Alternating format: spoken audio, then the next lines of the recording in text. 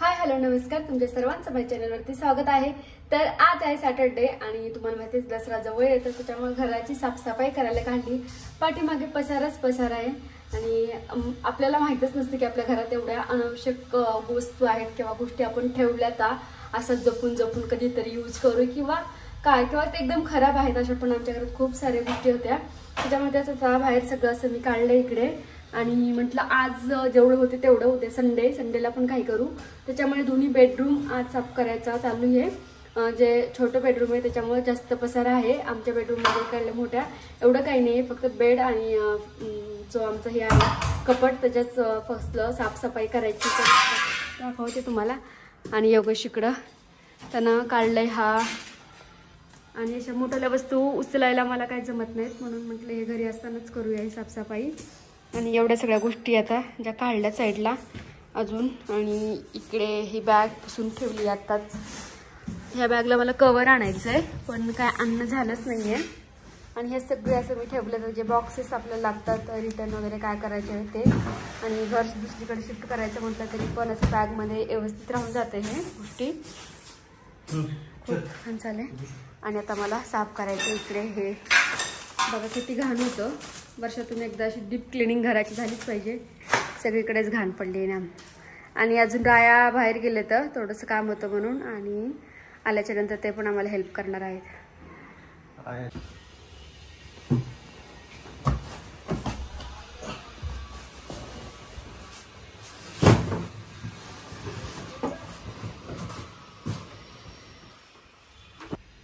काल एकच बेडरूम साफ केलं जे छोटं वालं, कारण की त्यात खूप पसारा होता, नंतर काही झालं नाही।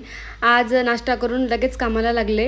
आता किचन पूर्ण साफ करायचं आहे, आणि किचन मग योगेश आणि यांना तर काय त्यातलं काही जमणार नाही आहे म्हणून भांडी वगैरे घासायचं मी ठरवलं। आता सगळा पसारा वगैरे काढून साईडला ठेवला होता, आणि राया थोडंफार करू लागले तर काहीतरी करतात ते, योगेश आणि मलाच करावं लागेल। इकडे भांडी वगैरे आता घासून ठेवायची तयारी माझी चालू आहे। तर चला साफसफाई आता अशी चालू राहणार आहे दसऱ्याची आपली। आणि सगळीकडे घरात फक्त पसारा आणि पसाराच दिसतोय तुम्हाला। आणि इकडे योगेश त्याची रूम झाडून काढतोय, बघू शकता की ह्या रूममध्ये किती पसारा होता। सगळं आता सेट केलंय तर आता छान दिसायला लागले। थोडे पडदे वगैरे आणि बेडशीट वगैरे चेंज करायचे, अजूनच छान दिसेल। लागत तिथे स्वतः साफसफाई करते बघ कसं कळतं लगेच ग्लोव्ज वगैरे। मी करते तेव्हा नाही, हा ना, जेव्हा मी करत असते साफसफाई तेव्हा काही नाही। माझा व्हिडिओ नको काढू टाकायचं का तर काय टक्कल मध्ये छान दिसला तुम्ही। आज करत नाही ते हे अजून नाही झालं का काय? अजून नाही झालं तुमचं? झालं स्वच्छ झालं यंदा सर काढणं म्हणते तर नाहीतरी योगेश सारखं माझी एकटी काढायची एवढं सगळं,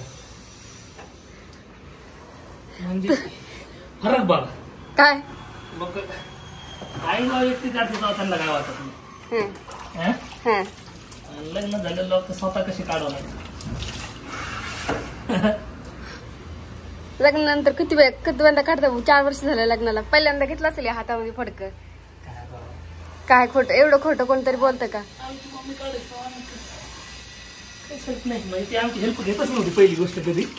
ती घेत होती, तुम्ही रेग्युलर होता, तुम्ही करत नव्हतं काम। आम्हाला विचार बरं आम्ही करू लागायचो बा आमच्या आईला हेल्प। योगेश तर सगळे करायला लागत, माझ्यापेक्षा पण जास्त। मला तुमच्या दोघांकडे बघून तुम्हाला अजिबातच वाटत काय दिसतंय कालच्या धरून तो मला करू लागतोय।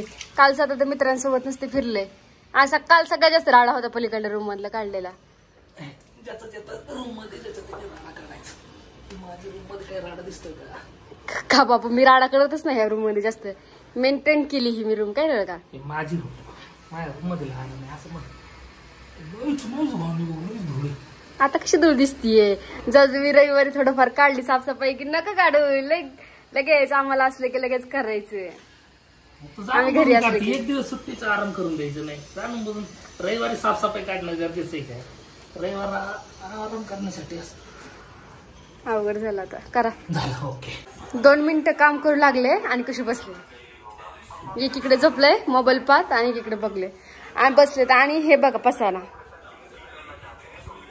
काय सांगत होत राया बघा मला, मग काय सांगत होत?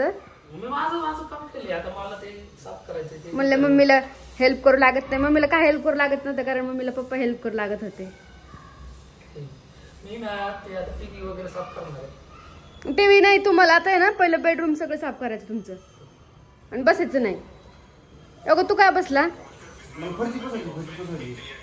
तुझं बेडरूम केलं का साफ सगळं? आणि किचन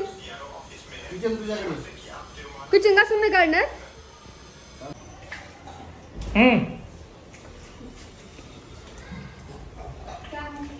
या वगैरे म्हणतोय पाणी काढताय ना, तर सवयच नाही काम करायची तर काय का नाही. पाणी काढले काय राहिले, काम करायची सवय पण ते का माणसाला.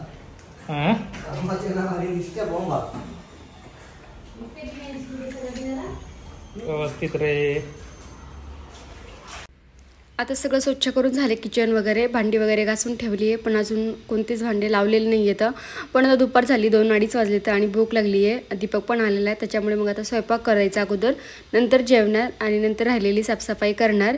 कारण की पोटात काहीतरी असेल नंतरच साफसफाई करायला पण बरं वाटतं. आणि राय इकडे फोनवरती बोलत आहेत. सो एकदम कडकडीत ऊन पडलं आहे आणि इकडे पाऊस. तो इस बारिश को क्या नाम दे ऐसे हम बोल सकते हैं. बघा किती पाऊस पडतोय आणि एकदम ऊन आहे. इकडे पण ऊनच आहे सगळं. आणि मी आता माझा पसारा वगैरे आवरून झाला आहे आणि आंघोळ करून कपडे धुवायला टाकले, ते सगळे पुसून वगैरे काढलेले. तर इकडे पाहते तर काय पाऊस येतोय बाहेर आणि ऊन पण खूप आहे, बघू शकता. इकडे छान आहे, छान वातावरण झालंय. चला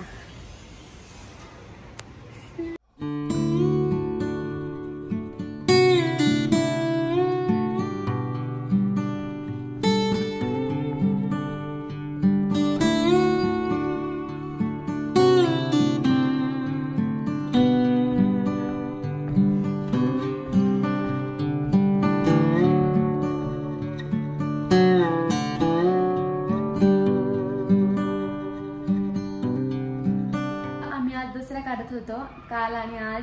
काल काही शूट केलं नाही, काल थोडंसं ब्लॉगला स्टार्ट केलं, नंतर मध्येच मग खूप कंटाळा आला, कारण का एक रूममध्ये खूप पसारा होता, तिला सगळं आवरलेलं.